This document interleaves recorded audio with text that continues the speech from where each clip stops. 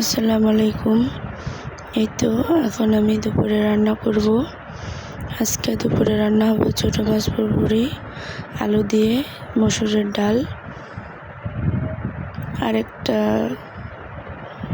মাছ দিয়ে রান্না করব, নাম জানি না, ইউটিউবে দেখেছি নতুন রেসিপি, তাই অল্প একটু রান্না করে দেখলাম, কিন্তু অনেক মজা হয়েছে। এই যখন আমি পুরপুরিটা মাখিয়ে দিলাম, আর পাশের চুলায় যে ডাউল রান্না করব, তাই পানিটা গরম করে নিলাম। এখন ডাউল দিয়ে নিলাম।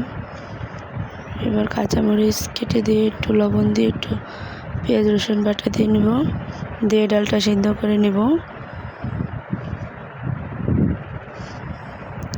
আর এই যে আমাদের বাসায় এক ভাই কক্সবাজার গিয়েছিল, তাকে দিয়ে তেঁতুলের আচার আনিয়েছি, এটা এখন দিল, তাই আপনাদের সাথেও শেয়ার করলাম। এই যে ডালটা সিদ্ধ হয়ে গিয়েছে, এখন আমি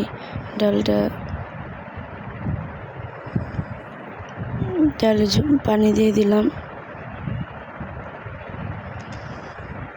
এই যে পুরপুরিটা আমার হয়ে গিয়েছে।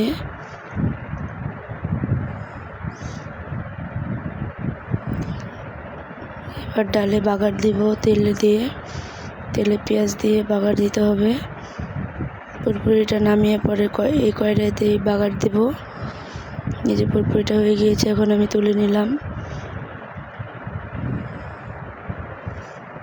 এই যে পুরপুরিটা তুলে নেওয়া হয়ে গিয়েছে, এখন আমি তেল দিয়ে দিলাম, পেঁয়াজ দিয়ে, পেঁয়াজটা একটু লাল করে ভেজে এর মধ্যে জিরা দিয়ে নেব, দিয়ে পরে ডালে ফোড়ন দিব।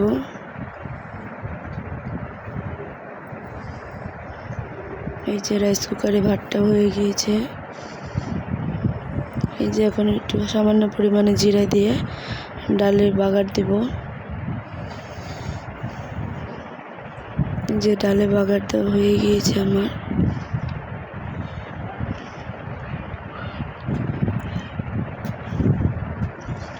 এখন মিনাজের জন্য মাছ ভেজে নিলাম। এই যে ডালটা হয়ে গিয়েছে, আমি ডালটা নামিয়ে নিলাম। মিনাজের জন্য মাছ ভাজলাম।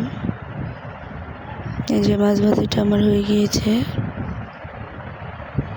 মাছ ভাজিটা নামিয়ে আমি এখন এই নতুন রেসিপি যেটা দেখেছি, এটা এখন রান্না করব। তাহলে আজকে আমার দুপুরে রান্না শেষ। এই যে বেশি করে ঝাল দিয়ে পরে মাছগুলো ছোট ছোট পিসভাবে কেটে নিয়ে হয়ে গিয়েছে আমার, অনেক মজা হয়েছে। আর এই যে গরমতে একটা আইসক্রিম খেলাম।